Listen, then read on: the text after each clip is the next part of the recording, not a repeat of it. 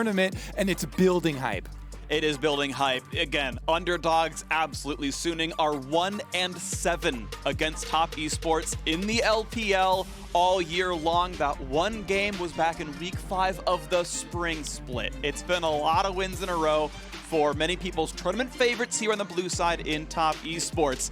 And the question remains, which of these two teams will try to be the third straight LPL world champion? Expecting an Ornn ban on the side of Suning. One of the big differences between these two teams is the top lane, and it was very big in the last matchup that they did have in the semifinals. Bin primarily plays carries. It's been 38 games since he had an Ornn game that they actually played it, and that was one Ornn in a sea of carry top lane champions for them.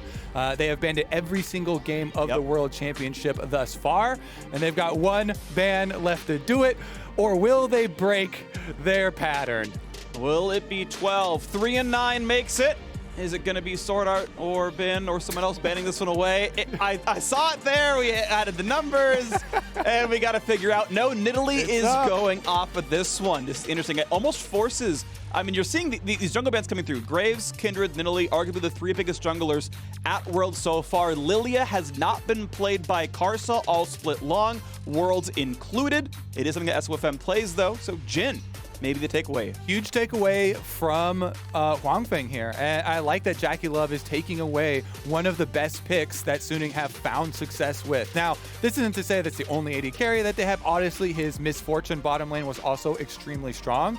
But again, your point on the jungle pinching here is very big, with also first pick not being used by top esports to try and take away the other comfortable champion that Karsa has shown. He has gone to the Lee Sin after the Graves and Nidalee have been taken away, and they are going to get a steal of their own. So both teams opening up this pick ban, attacking the other team's comfortable champions here.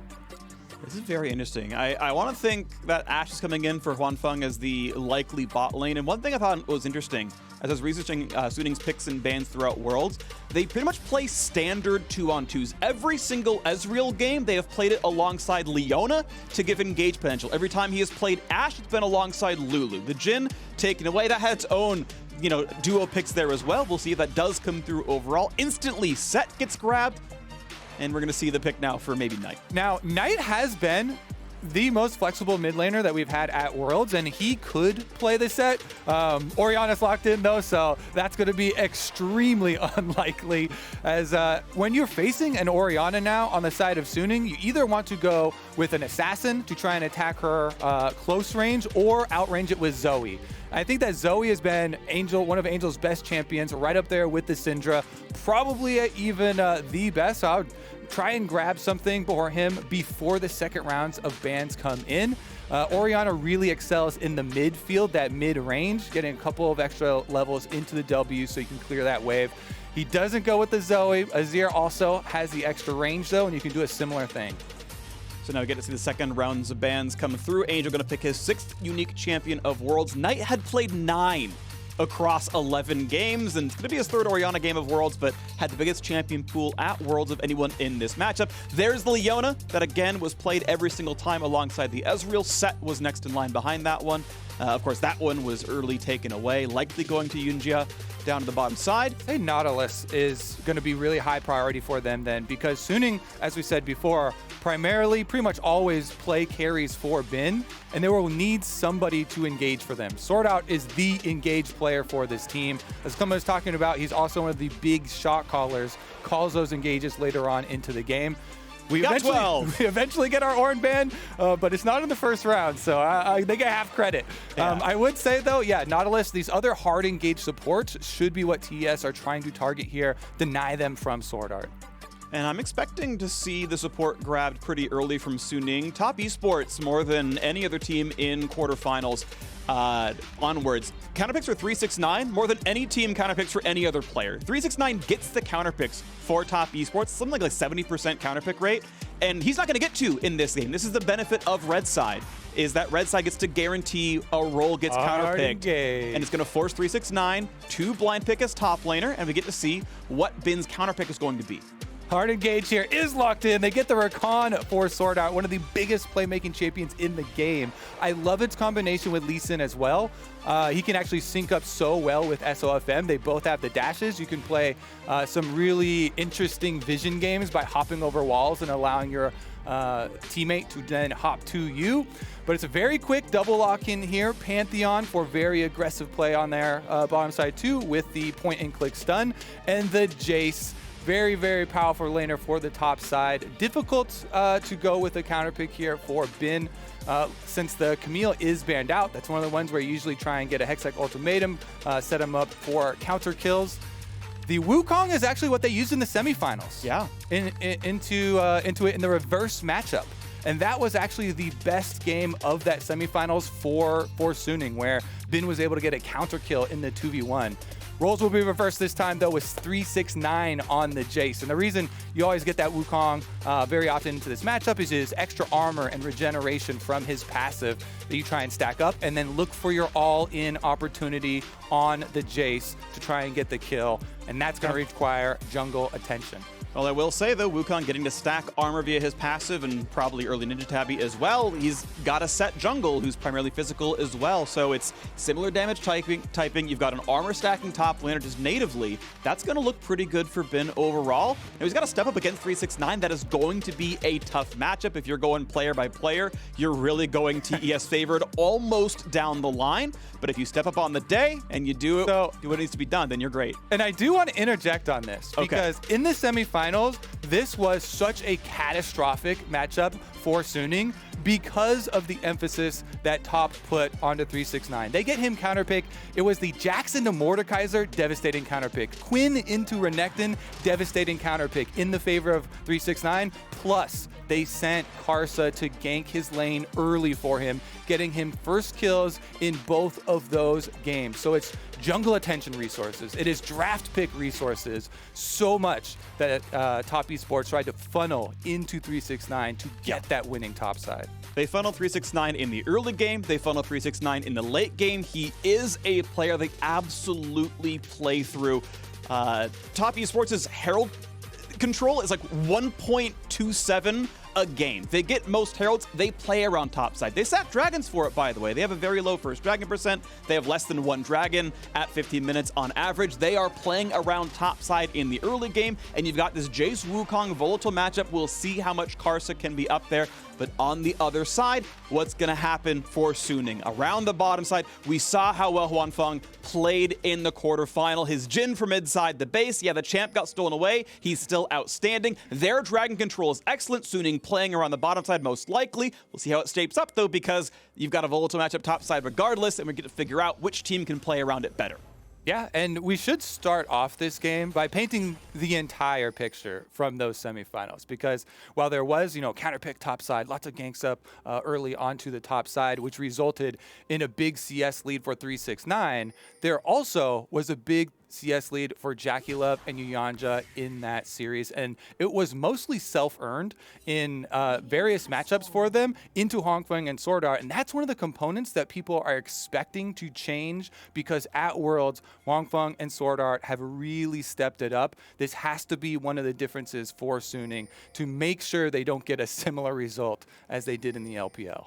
A lot of phase rush on one side, a lot of Conqueror on the other. Suning hoping to do just that in this matchup, of course. Already one upset win with the quarterfinals going on. SOFM, I like this. Trying to play around the Debbie as much as possible. Timing looked a little bit off, but there we go. Gets it going. He's going to be just fine overall. And Leashless blue on one side, Leashless red on the other. So both junglers taking a path that will get them in a top lane around 3 minutes, 10 seconds. Level 3 double buffs, ready to go, ready to rumble to turn that matchup around. 369, unfortunately, missing 100% of all CS so far in the lane. Yeah, unlucky look right here so far for 369, especially with the Jace, because for Jace, another one bites the dust here. For Jace, though, especially with hitting the CS, you also need to try and find that harassment early onto the Wukong. Pushing up the CS there, you get access to the brush advantage, then you can get off your Qs, get off your auto attacks on the Wukong, drop into the brush to drop the aggro from those minions, so you can drop off some of that extra damage back and try and whittle down that Wukong early on to open it up as an area for your jungle to try and take advantage of. And you mentioned the starts, Freak. Both junglers here on playmaking jungle champions for the early game, both of them starting their routes on the bottom side, clearing up towards top. And you can see there's already a defensive ward here from 369 in the jungle to see if SOFM tries to make his way there. I'll wait to see if the matchup does come out to being much right now. Bottom is being pushed in on the top esports side. Not going to do anything because no junglers are around, so it's just the chance of denying farm underneath the turret. Very heavy clear for SOFM. Going to leave everything but the Krugs most likely, or clear everything but the Krugs, I should say. Karsa making his first foray forward. Sweeper online. Did not get a ward, as his CS is still 16, but has taken his entire left side jungle, left up his own chickens. SOFM doing more of a full clear. And this is kind of par for the course for these two players. Karsa plays more around his teammates, plays more for vision control. And SOFM is a very efficient clear who has really, really high gold difference for junglers at Worlds. Yeah, and that was the same in the semifinals as well. You know, there was a 30 CS lead at one point for SOFM. He also even got a solo kill on the 369, but Karsa did so much more for his lanes, actually getting those ganks off, and he is on the set. Set definitely relies on that playmaking, so we're looking at Pantheon lane. You can definitely try and play off there. Point and click into the set engage provides so much playmaking. And when you add a Jhin on top of that, even with a flash, it's easy to try and take down that kill because you get your W root from your Jhin after the flash, and you're able to secure it. Wang Feng, of course, does have Cleanse, so he's aware of the possibilities of the CC stacking bottom lane that is looking for kill pressure. Yeah, nice deep ward comes down from Sword Art, spots the middle brush, which can track some of the lane ganking moves, and sweepers are down. Nice knockup right there. For now, it's a 2-on-2. Back they go. Good damage. Jackie Love gonna more or less lose that trade, but he's got regen. He went for the boots, multiple potions situation. He can step away from some of the CC. Obviously, plenty of regen. Not a problem down there. Great deep ward by Uyin Jia. Makes sure they know that SOFM is back down on this side. They knew he took all 6 camps, then went back for the second respawn. And speaking of potions, you got to keep track of the Wukong potions. As we were talking about the Jace, trying to constantly whittle down this Wukong, deny him CS under the turret. He had to burn the potion really early on, does have biscuits, so he's got the arrival there, and he's trying to sustain under the tower. But this is a matchup where Wukong just tries to scavenge CS and try and save life until you get to your level 6 point. That's why the Wukong is picked into Jace. You whittle him down there with your passive armor and regeneration. But then Wukong at level 6 with Conqueror, you have tremendous all-in kill pressure on the Jace. And this is where 369 taking a very intelligent recall right now to go back, because that's where jungle pressure starts to look towards the top side from the Wukong player. SOFM's just been power clearing, head down this entire beginning, waiting for him to get level 6 to have that possibility. Yeah, well, you talk about Ben trying to weather the storm. First recalls come off, 4 CS difference, and he's 4 seconds later on the recall. Basically splits the lane equally. What storm, Freak? It's just a cool breeze. It's a cool breeze right now, and that's the thing. It's only a cool breeze so far with 369, and that means, honestly, so far so good. Doing better than last time they met. And I want to now see, as time ticks forward, we are 2 minutes till the Rift Herald spawns. The Drake is already alive. Right now, with TES having pressure on the bot side, it's usually pretty easy to ward up the Drake and kind of guarantee that nothing is denied away, and you know, there's no sneak for SOFM. But if you go based on trajectory and history, at some point, Suning's going to grab this first Drake, and Top Esports going to go ahead and grab that first Herald. Well, already looking for some vision here. You see the pings into the river for Karsa, looking to try and preempt that play from Suning. He has been keeping up in farm with the Lee Sin as well for a set, which is very good numbers since SOFM has been power farming away on the Lee Sin. He will get the crab, but Karsa sneaks around to get that deep ward, and Jace does have teleport. Yeah, good pickup there, manages to grab the scuttle right in time. Karsa gonna walk in and start fighting the Drake anyway, and even though his presence may be known, the timing is too off for Suning. They had to push in the wave and recall. I love this play for Top Esports. They shoved in bot lane, Once their bot lane's back in lane, they go for the play on Drake, knowing that they have control, and Suning must match the recall. Big play on the top side. Ben forces the flash away from 369. But hey, that's okay. You can go ahead and get my ult out. No big deal. We got Drake here on TES side. And it's actually even better than okay for the Wukong side to get those flashes traded, because your cooldown for your ultimate comes up much quicker, and you can repeat force the threat of those kills. Dragon, though, going over to TES, as you mentioned, good advantage there because of the backing of the bottom lane. And we'll see if they can actually make something with the extra global here. Pantheon about to hit level 6 for Yanja. He was one of the players on TS that was taken advantage of most heavily in their series versus Fnatic. And this was an area that people were trying to think, oh, maybe Suning will be able to repeat that success that Fnatic have. You know, maybe there was some falling off there from the side of TS. But this game is actually going much more similar to their semifinal series than it is to the series versus Fnatic, where Jackie Love and Yanja, they're just hard pushing, extra pressure here with this CC heavy lane and earning the CS lead for themselves. This is definitely really, really well done overall. The blind pick, Jhin, came out, answered by Ezreal, no problem. Support pick, I believe. They got to see they got to grab the Pantheon once they saw Rakan, so support counter pick does manage to shape the lane quite a bit, and it means that it's an easy bot lane advantage overall. Plates taken, gank top side, easy ward hop kick. Q's gonna land, absolutely no way out, but he's gonna run for his life. The clone forward's been, needs another jump. The claw comes down, first blood to Suning. That's the extendo smack right there. Wukong got the extra range on his Q, and Bin finds the kill. That's why you trade your flashes in the matchup, Freak. Jungle intervention here. SOFM actually changes the way that the series will go. Gets the first look on top side. Bin, though, he's got no flash as well. Flash ult into the clone, does not find the stun. Karsa guesses wrong, but the chase down's gonna be easy. They got the move speed, they got the red buff. They're gonna get the counter kill, and Karsa makes sure he hands it over. 369 back on top. Sword Art over dives, ulti's gonna miss, and Wanfeng is in the wrong side of this one. A double kill for Jackie Love. We're gonna have to take a look at why they went for that dive, Freak, because both junglers on top side, it's a Suning disaster.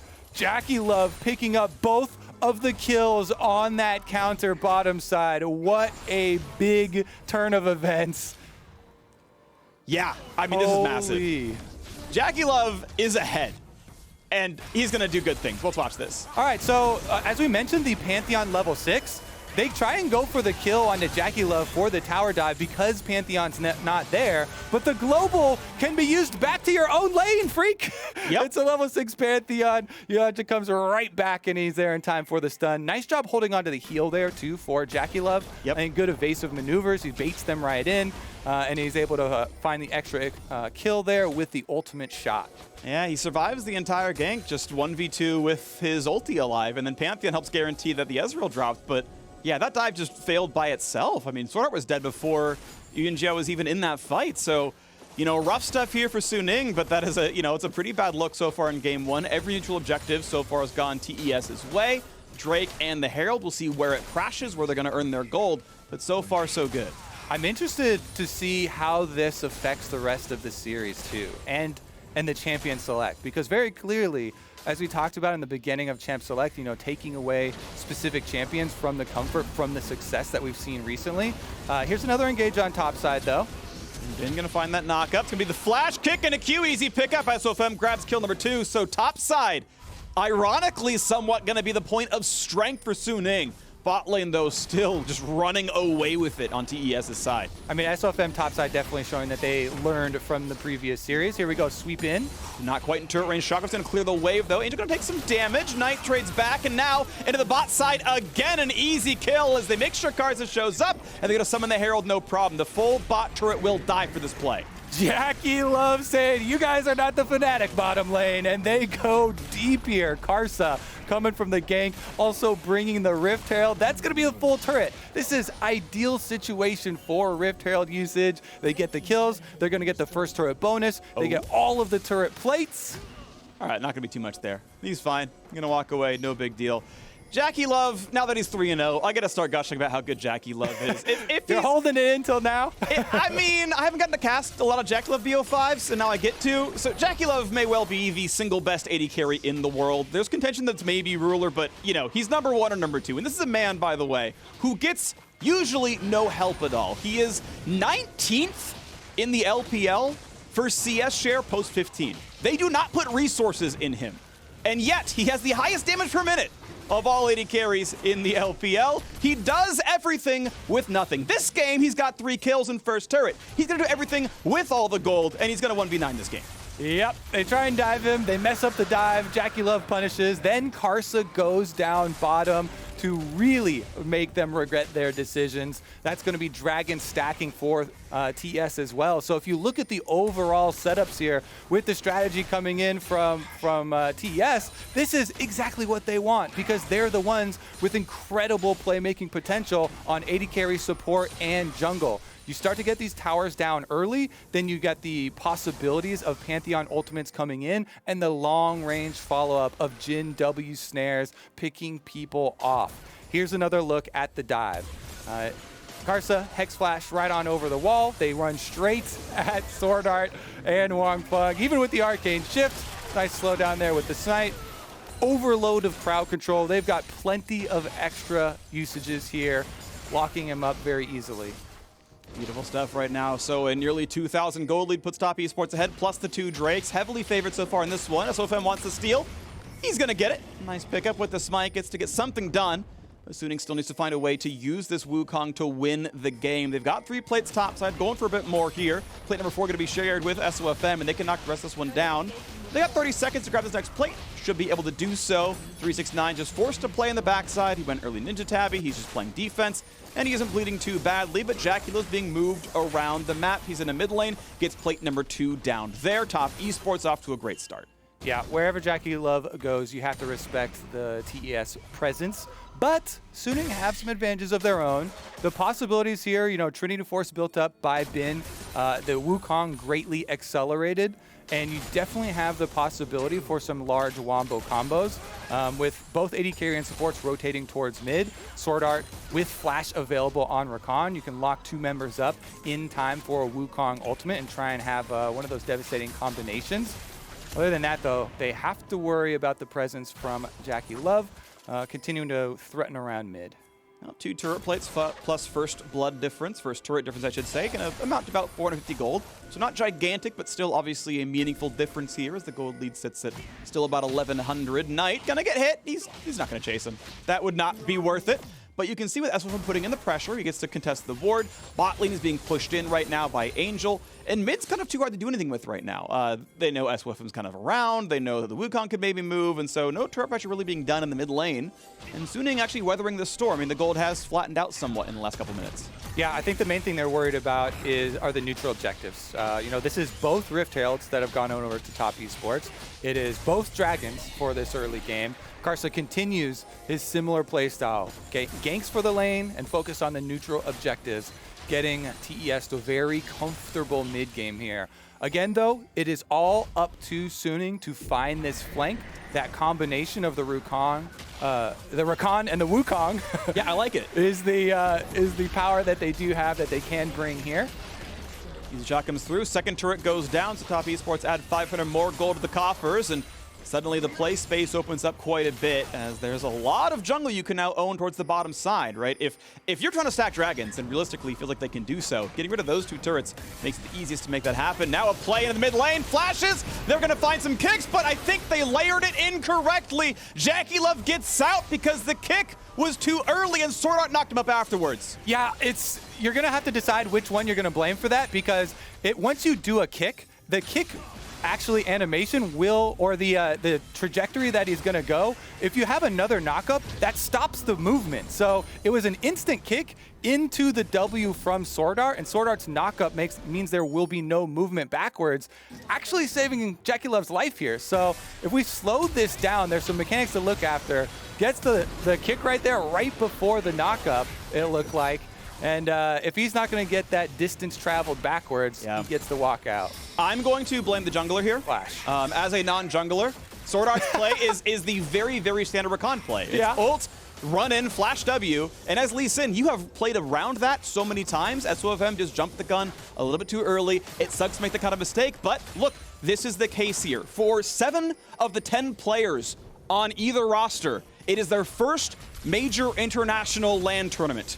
They've all got 11 games of experience. This is game number 12. Yeah, if you take out the Flash Wolves players and Jackie Love, then all the players in this entire game, this Worlds is their first international games. I would say also, counterpoint, that is the standard Lee Sin play there. Looking for the knockback. Here's Angel, though. He's got a one on tonight, trying to run away. Got the shield, looks for more. Shockwave on a one. Other one gets stopwatch. Here comes the re-engage, though, with Carson's there for the dunk, and they're going to find the kill. Knight says, that's what you get for replacing me with Angel. I'm the better mid laner, and out they go. Looks like that's going to be the end of that conversation, too. SOFM down, and it's going to be an easy reset here for Yuyanja. Right back to the base. He's going to come out with his ultimate ready. Off of this reset, Dragon is available. No jungler for Suning. Guess what, Freak?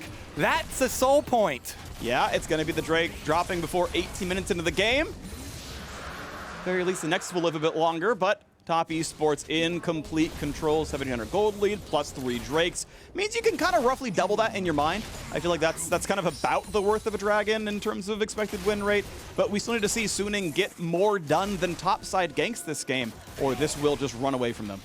Yep, the bottom side definitely was a tragedy for Suning, looking back at how we got to this point. Here's another look at this play, though, and again, this play, the mechanics of it are fairly interesting where you get the shockwave in, but really the important part is that they kill the jungler, and this is right before the soul point dragon comes up. So the target there and the focus from Top Esports, focusing down the jungler in this skirmish on bottom side, making sure that they get the kill that matters for their game plan, right on timing, means everything. It makes it look so effortless in the aftermath then, because you're like, oh, hey, what do you know? We're in this scenario. The jungler's dead and the dragon's up. Perfect. But it's just really good coordination here from Top Esports that gets them to that point.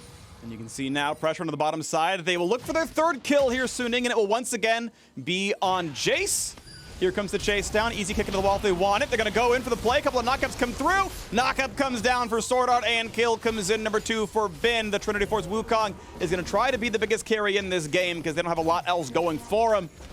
As Suning tries to get back from a gold deficit with a single game exception, a 15-minute gold or deficit signaled a win or loss for Suning. They had a single comeback from a deficit. Otherwise, 15 minutes told them exactly what the game was going to be for the rest of it. And actually, Freak, this too, the location of this attempt from Suning is calculated. You see in the red side jungle of Top Esports, 3 wards placed down. It's repeat attempts from Suning to try and find a pick on the bottom side of the map in preparation for this Soul Dragon. When you get that bottom side turret down, you have deep wards in this red side jungle. This could be that teleport flank from Wukong, that combination with the Rakan lockup that Suning are praying for at this point, because that is all that's going to get them back in this game. So as mid is pushed in, Bin continues to grab a lot of the farm. You can see he's still getting the least of all of his, various carry lanes. 180, you can see 214, 195, but still going to be obviously quite relevant. Team outdone for a while. Triforce, Death Stance is soon. Ninja going to fight for the wards, going to get those no problem. Sword Art going to fight back, and we'll soon see interactions. We know Mountain Soul is in 2 minutes and 20 seconds, and that will nearly spell the game. Bin's going to get out. Smite goes onto the clone, and Karsa not going to get into range easily enough. Not going to burn much. Of course, doesn't have flash, so walks away. And Suning committing to the split push there. They have Angel holding the teleport on top side. He pushes the entire wave in. They have confidence in Bin to just escape that attempt. And they want to save all of these possible cooldowns of their teleports for the setup for this dragon. But again, Top Esports, they're really good at doing their homework, doing their setup for these objectives. You see, they instantly sweeped out all the vision that Suning were able to lay down in preparation for this incredibly important fight. And that allows them to have the setup of their own, where again, the Jackie Love plus Pantheon point and click and then follow up CC allows for these pick opportunities. Ben going to be the point of pressure. You can see jungle and support coming to join him as SOFM and Sword Art. Try to make sure that Ben is safe to knock this one in, push down the wave, get the gold, and maybe even threaten 369. You can see the Pantheon and the set coming over as well. So the same two roles coming to match. In fact, the map is pretty equally mirrored here, as Zero and Orianna going to face off top side as well. Again, we know Mountain Soul is in 1 minute. Both of those players have teleport available, and Sword Art will very easily get away with the blast plan if he needs to, but he can wait for now, get another ward down. That's pretty smart. And again, for Suning, this Bin versus 369 matchup is incredibly important. The Wukong now completing Death Dance is such a big component. They want to try and get the split push on the side going, push the wave to allow Bin more angles to try and come at this fight for. Trinity Force plus Death Dance for Wukong. He is ready for this 22-minute dragon fight that's about to erupt. That's their hope. It's between these new LPL top laners that are fighting to become the biggest carry. And red side should be the more dominant one. Should be the one with the counter pick, which they were able to use. They found the jungle pressure up there. They set him up. Easy kill. Well done, Jace. Has his own Umbral Glaive to play for ward control. Ben wants to sneak in, gets the wave down, but here comes an engage to the bottom side, looking maybe at Cars, but he's a tank. Not an easy target, but they get him to half, which is not bad so far. Between Lee Sin kicks and Streamer shuffles, they've got a chance at pushing the enemy jungler away. Suning need to claim this Drake, or it's almost always game over. Top Esports staying together as 5. Suning playing a bit more split up. Sort of not going to hit with the Shock Blast, though. And will there even be an engage? They're almost late to the party. Karsa's still only at 1,200 health. Gets a shield from Orianna, still waiting around for the play. Is there a room in for Top Esports? Waiting for Carson to go in. 1K health is going to be claimed by SOFM. And Carson down to 800. In comes Ben for the knockup. Doug puts him away. Looks for the re-engage on the back line. They've shut down Jackie Love. Ben doing the heavy lifting. Can he do the rest? He puts the team into it. Knight flashes the way to the wrong side of the map. And a shockwave is not going to do it. Suning mouth the comeback. Suning, can they go over to Baron, push the wave, and get right over there? They do get the dragon. They can get the Baron as well. Freak, just in time. Suning can pull this back. Karsa's still alive for Top Esports, though, and they're looking to contest. Suning's only had one comeback win so far at Worlds 2020. Looking at the second so far, they've brought the game back to equal. They're still staring down the threat of a Mountain Soul with this Baron. It's gonna happen. The jungler's nowhere nearby. Karsa does not have a real smite. Baron will be claimed, and Suning will reclaim the gold lead. Your past does not have to determine your future, Freak. Suning fighting back. Now with the gold lead, now with the Baron. They will not be the victims of another 3-0. See if they can pull it off. That flank from Bin and Sword Art that we've been talking about the whole game, trying to look for Suning, they finally find it. Bin goes in, he finds extra kill deep, then they get the section off on Knight 2. Nowhere for Knight to go, flashes and dies as well. These are big cooldowns, big wins for Suning, and you see the reaction from the coaching staff. Yeah, the underdog run definitely still alive. Suning looking for a bit more here as well. Bin got into the back line, and no one peeled. Shockwave came out later. The rest of his team not that great at it overall. So now what can happen is Red Bull Baron? How much can Suning get? The 1,600 gold is basically what you get for Baron just itself. They need to get more than this for the Baron to mean anything at all. Bot lane being pushed in, a couple of reinforcements are here, but it's 4v2 on the bottom side of the map. It's the other parts that are actually being attacked here. Wanfeng and SOFM gonna knock down this mid lane turret. 500 gold gonna be claimed, no problem. Top Esports knows better than to try, but the outer turrets are easy. The more difficult part is mid-tier 2 as they dunk right into it, and instantly Wanfeng is gone. Karsa makes the huge play in the mid game. All right, TES now with a power play, and it is up to Suning to release the pressure. They cannot get more than that single mid turret with the Baron buff. This is actually a very measly Baron power play on the side of Suning, considering how much standing gold was still on the map. Really big play here from Karsa to cut off the push from Suning. Wanfeng had actually gone for the more defensive option too, going Iceborne Gauntlet against 4 AD. Yeah, he took cleanse. Exactly, I'll stack the armor, but you're not going to survive the Karsa dunk unless you got Quicksilver Sash. And he's going to finish Death Dance first. We'll see what comes out next. But that Baron power play, yeah, it's just that 1460, right? That's just Baron itself. That's nothing special. So Top Esports, yes, they'll have to come back from a gold deficit, but in 2 minutes, that next Drake spawns, and if Karsa lands that smite, it's a really, really good chance to win that game overall. That's the big issue with giving up so many early dragons. Every 5 minutes, you're faced with this heart-pumping decision. Oh, well, Sword Art's got a heart-pumping decision of his own. Does have the extra mobility of Rakan, so not too bad. All right, no problem right now. So, once again, just wait around for crossing the T's out on the I's. As you mentioned it, Kobe, doing your homework, making sure you are set up. Nice little recall stop there. No kills, no problem. But mid lane is under fire. The last 15 seconds of Baron buff is ultimately not going to mean too much. Yunjiao has to lose his recall again. Sword Art trying to be the most annoying player in this game, and it's worked out pretty decently for him. I also have to say, level 16 now on Bin. The extra experience here for Wukong down in the side lane. You see him split pushing there is really big. That level, extra level into your ultimate for Wukong with the Conqueror, with the full build here basically, and a stopwatch. Bin is a guy, this is a rookie for Suning. Yeah. Joined this year, and they have just done everything to set him up for success, and it has really paid off for them. He's already had some huge plays here at Worlds. The Gangplank barrel heard around Europe to be able to get them that victory over G2. See if he can have a similar impact in this series. Karsa, though, he's got the flank. Cars is going to look for one flank yet again, finds a single stun, and it's not going to be a team kill. He's not going to knock down his old teammate. Sword Art gets away. No dunk used. Going to save that cooldown for the all-important Drake fight. And SOFM, he's so sad. There was a ward right there. Knight saw him. He's like, I'm going to play it back. You're not going to get the kick on me. I will stay alive for this Drake fight. And once again, it is a battle that Suning must at least get the smite in. And that's it. They've got extra resources to send. Sword Art, it's been rooted, it's been dunked, it's gonna be a kill. No, it's not. He ults, he gets away, just back to his teammate. And that is some important cooldowns missing. Sword Art, of course, burned his own ulti, but it's still gonna be a 5v5 in the bottom river. Drake is alive. Pretty big setup here. TES trying to find their way just to even let Karsa get a smite fight, because the rewards are tremendous for TES if they win the smite fight, and the losses aren't that big. One single Mountain Drake going over wouldn't be the end of the world. They're trying to force it now.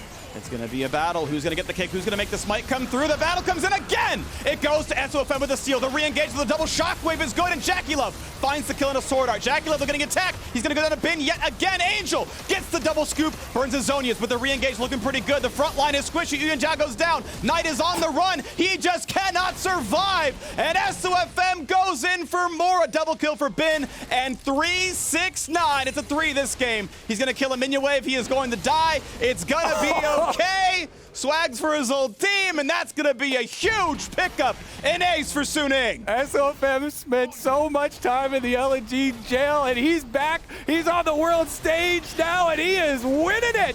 Suning with another big dragon fight, and they're going to take it right through to the Nexus. You have to believe they close this game out. The first Nexus turret going to drop, and the respawn's going to take a little bit too long. The stopwatch drops aggro. The second one falls, and now it's the time for the desperation defense. They're going to try 2 versus 4. Already a kill comes through.